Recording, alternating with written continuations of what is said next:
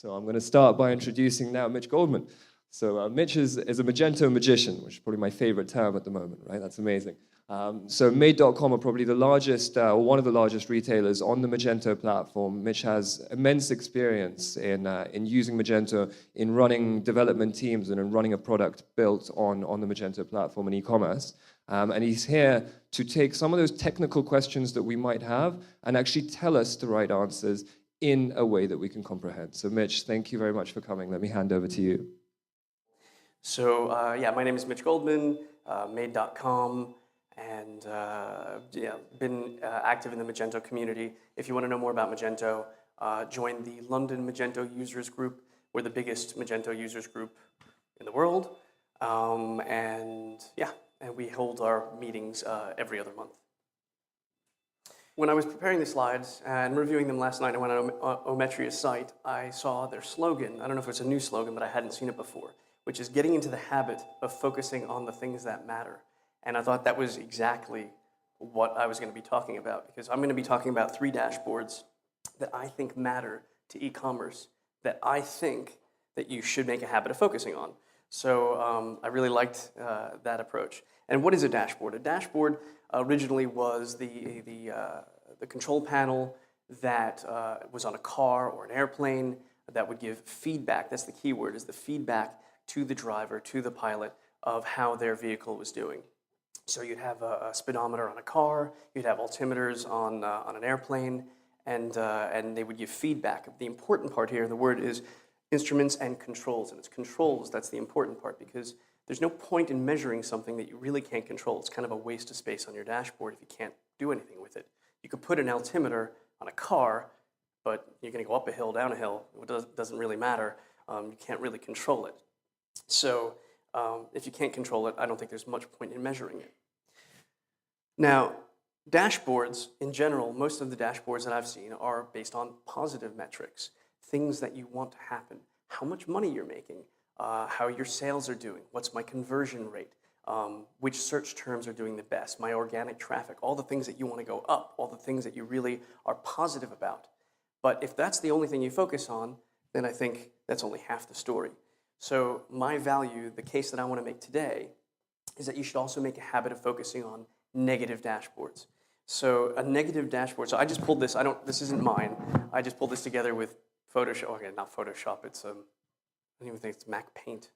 Anyway, I put this together, I wish I had this. Someday I do measure these, but I do wish I had, maybe I'll use Gecko Board or something like that to pull them all in and actually make a real dashboard out of it, which would be really cool.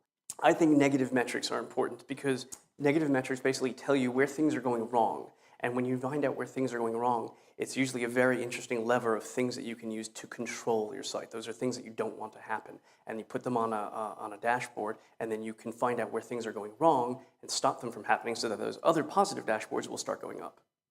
So we're going to talk about a few of those. The first one I want to talk about is web page errors. So what is the impact of having web page errors on your site? Well, the initial thing is they just look bad, right? They're bad for your customers. They're a bad customer experience. They stop them in their tracks of doing what they want to do on your site. They're on your site, you've got them there, and now you're going to give them a 401 redirect, or a page can't load because it's timing out, or an infinite redirect loop. It's just going to stop them in their tracks. But most important, it breaks their trust in your site. And if they don't have trust in your site, then they're not going to buy from your site. They'll go somewhere else that doesn't have those errors, and they'll buy from there. But behind the scenes, there's actually, I think, just a more important reason to fix these kinds of errors and to monitor them. It's because Google is indexing your site, and they're going to find these errors. And if they have a problem indexing your site, then your page rank is going to suffer from that, and then you're going to have more of a problem because people won't even find your site in the first place.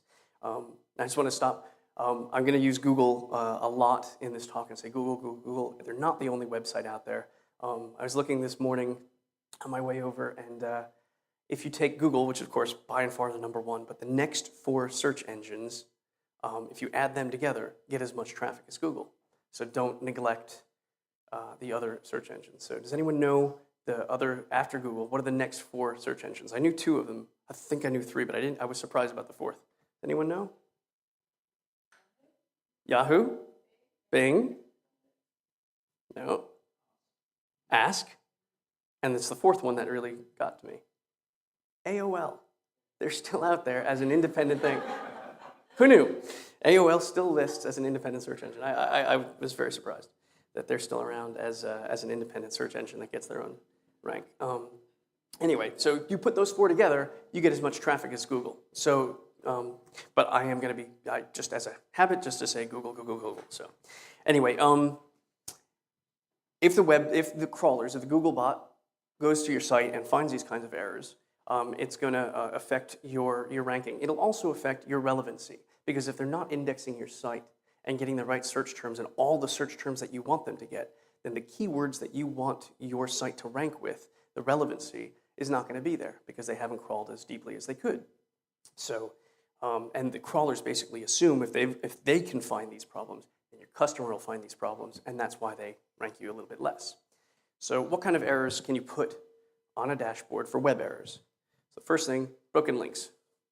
Broken links are important for two reasons, I think, in particular, when it comes to the search engines. The first one is a crawl budget. If you don't know what a crawl budget is, that's the amount of links that a web crawler, a Google bot, or the Bing bot will search your site.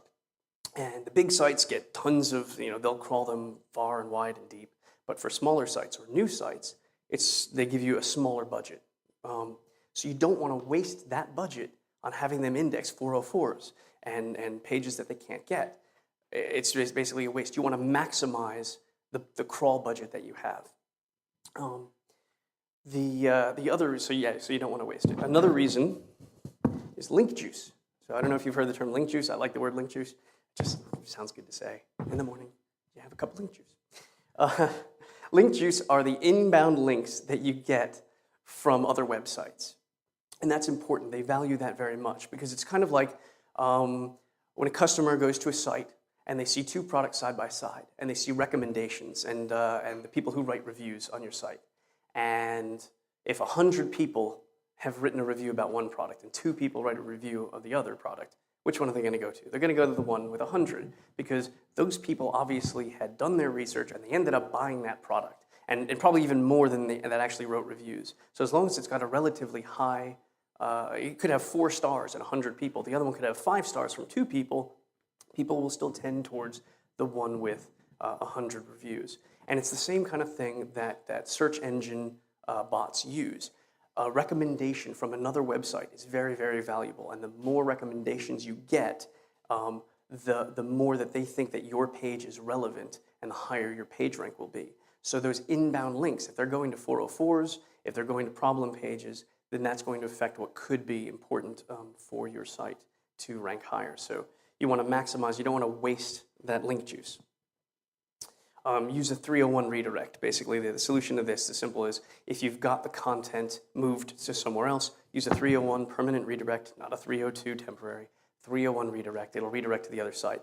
But be careful over time. If you start redirecting and redirecting and redirecting and redirecting, you end up with a redirect loop, and that'll cause problems as well. So you can watch those. The general thing, also don't redirect all your 404s because 404s are a natural part of the website. Google knows this. The search engine bots know that.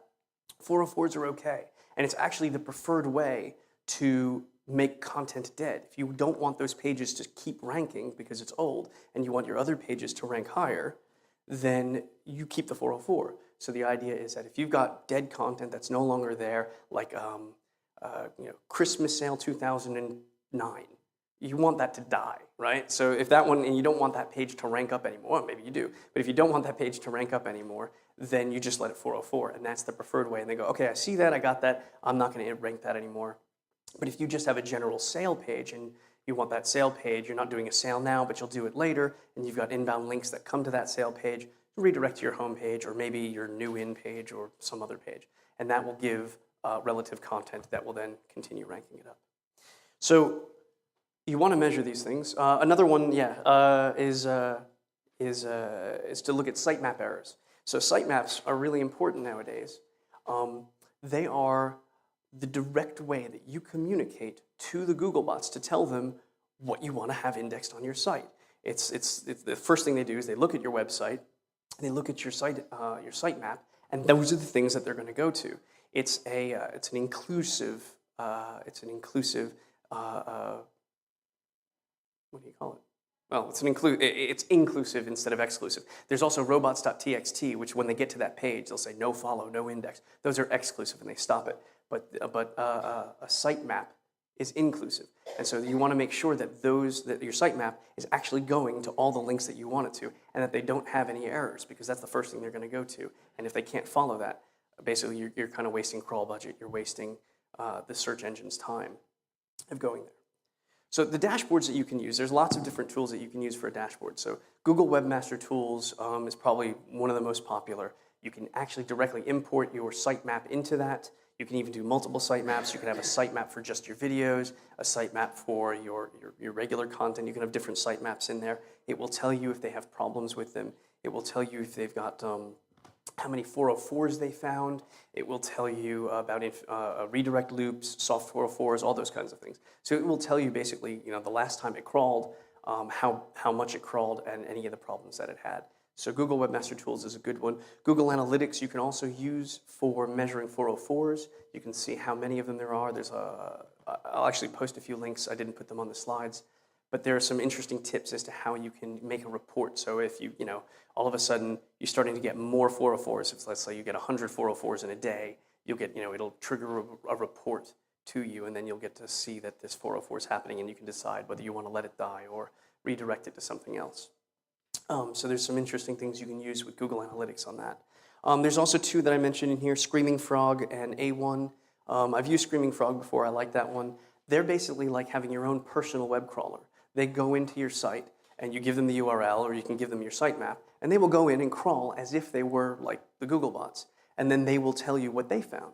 So it's a sort of an independent way of doing it, and you can kind of run it on your own time instead of waiting for Google to do it for you and then tell you the errors. You can be a bit proactive about it and run these maybe weekly and run them and then get the report back and then have that give you a dashboard on it.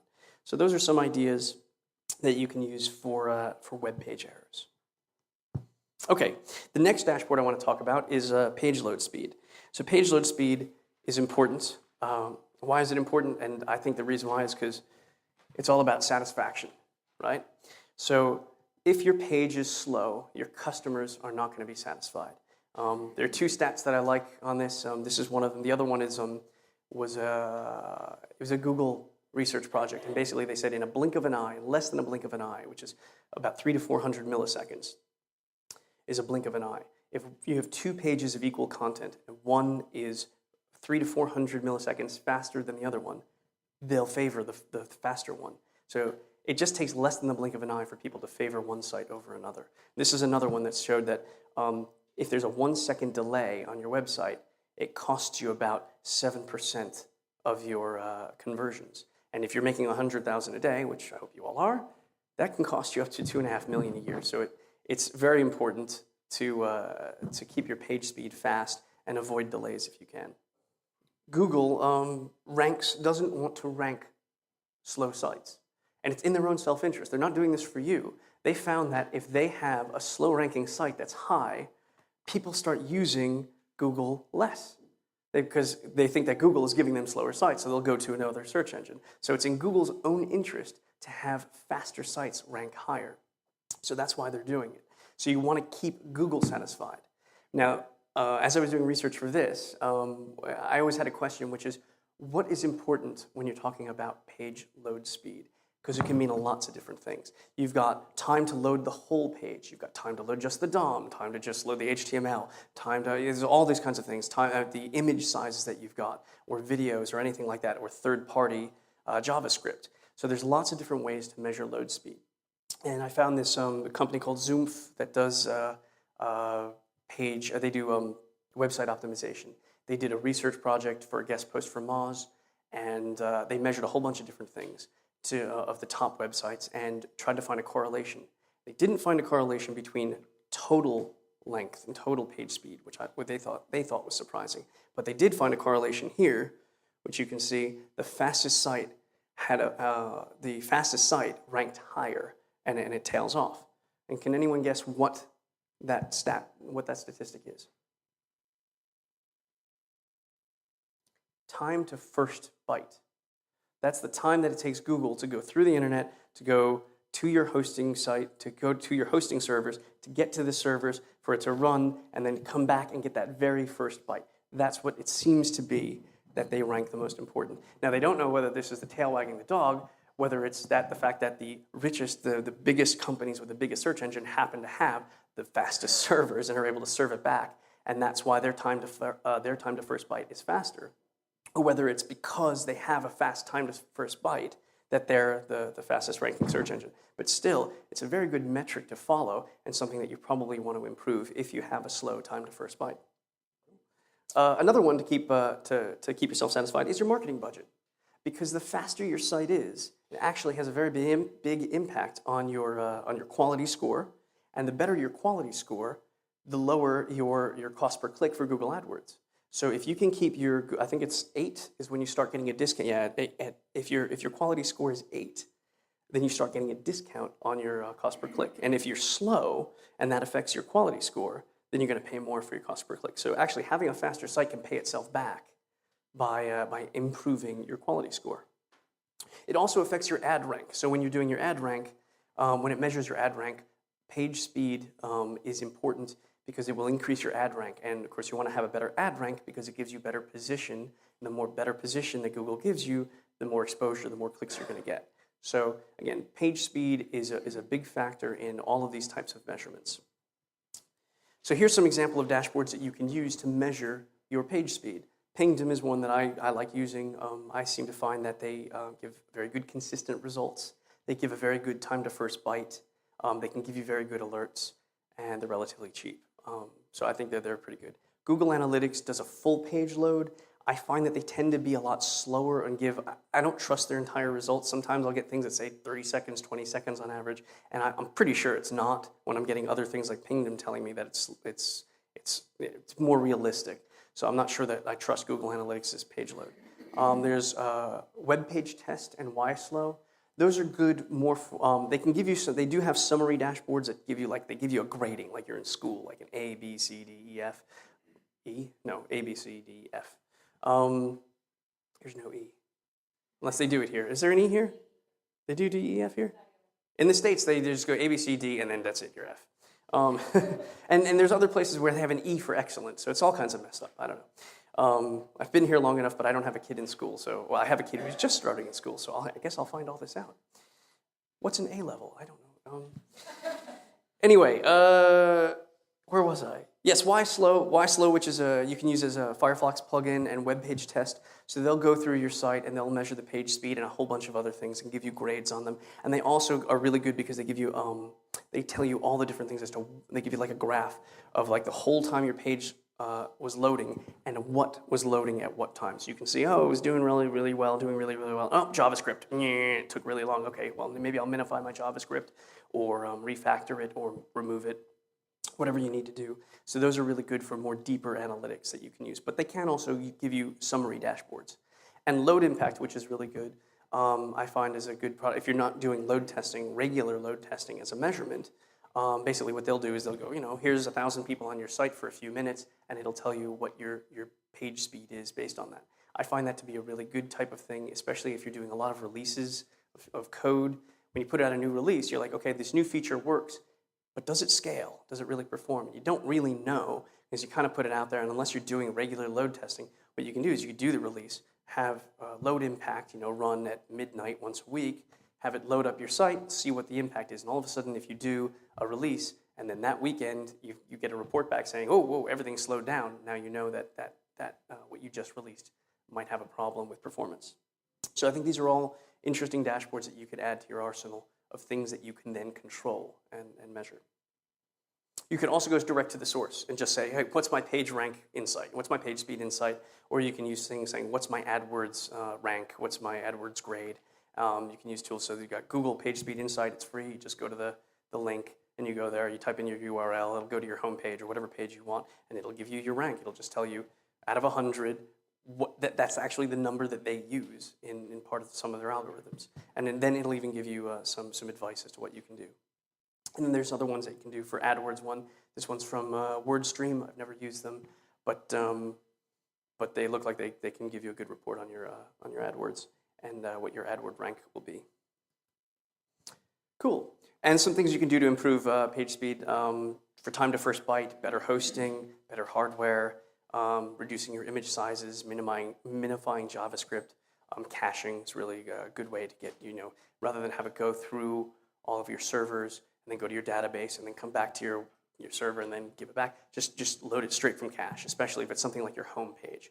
There's no personal information usually on a home page. You can just throw it out there really quickly. So people get on your site and then they'll stay there. And you can also remove a lot of third-party plugins also usually tend to slow down a website. So unless you personally go in and optimize them, you might be waiting for that third party to do whatever they need to do, and then that just slows down your site as well. Especially if you have them in the header or early on in your page, you may want to drop them down to later in your page so it your page loads and it looks really good to the customer really quickly, but then the other stuff is just churning in the background maybe until they go down the page. And that way, it gives a better feel for your site. Even though your page actually does take 10 seconds to load, it'll feel like it's only one. There you go. Next dashboard is no search results. I like this screenshot. This screenshot came from a search result thing that basically said what you should do and what you shouldn't do if you're going to give a no search result. And they said, don't patronize your customers. Don't make them feel stupid. They try to do a search on your site, and you're basically telling them that they're stupid. So don't do that. So search results, basically, customers who search on your site have been generally shown to be your more active, more engaged customer. They're usually further along in the purchasing process. And one of the stats I had was that they're 2 to 3 times more likely to buy from your site if they've gone in and typed something in your search engine. So to go and then give them nothing back is a real wasted opportunity. So you could at least, even if you don't have those search results, you could at least give them something, give them, maybe they're misspelling it, or give them related content or something like that. So there are a lot of positive dashboards which will tell you what people are searching for, what are your top search terms, which products are showing up the most in your search results. But this is a negative dashboard. This is what gives you nothing. And some of those dashboard examples would be Google Analytics does it for you. You can get it in a couple of different ways. There's one, again, I'll put a link up later on, but there's a couple of techniques you can use to generate events based on it and then get reports based on those events automatically. So if you've got a certain search term that pops up 10 times, when it hits 10 times, it can email you and things like that. You can get good reports on that. Magento, the other one I have there, since I work on Magento or whatever e-commerce platform you have probably has a built-in thing that tells you what search terms have been searched for, and you can use that as well. Search for number of results, 0, and it'll give you all the search terms that had 0 results. So you can act on it. You can control this. You can give them synonyms. You can add synonyms if they're misspelling popular things. You can show related products. Or maybe, when I was at a talk, I think it was earlier this year, a guy from Curry's Digital said that they were getting a lot of search results, and it trickled in at first, but then it started getting significant for 3D printers. And they said, well, people are thinking about buying a 3D printer, and they are just naturally going to Curry's. They're not seeing it when they browse, so they type it in. And they started to think, well, maybe we should start selling that product, because they're obviously making that association between our store and that product. And they did start selling 3D printers, and they started working on them. So I thought that was a really interesting way of using a negative dashboard to have a positive result. And the last one I want to talk about this morning, one final thing for extra value is SPELLCHECK. It's probably one of the fastest ways to break your trust on a website is to have misspellings. And a lot of people just ignore this. They leave it to their content people, or they just don't even know what's happening. So you can have automated tools that go through your site, crawl your site. So A1 will do it just like a crawler. I think, I don't have the screenshot here, but Screaming Frog I think also does it. And I saw this one last night that I hadn't heard of before called CheckDog. And they look like a really nice site that's dedicated to just crawling a site. And usually the first time you run these things, you get 1,000 of though they think it's misspellings, because it's your own branded words, your own jargon, your own technical things. But once you add those to the dictionary, then you start popping up all the things that don't there. And you'll also find inconsistencies. Normally you may spell things or have an abbreviation that's done one way with a dash and sometimes not with a dash. And if you want to get consistency, you can use spell checkers like this to find those consistencies and get them up. I think it's an interesting thing that you could put on a dashboard, a negative dashboard, find misspellings, and then be able to fix them. So that's my talk this morning. I hope you got value at it. I hope there's things that you can bring back. And thank you for your time. And does anyone have any questions? Nope.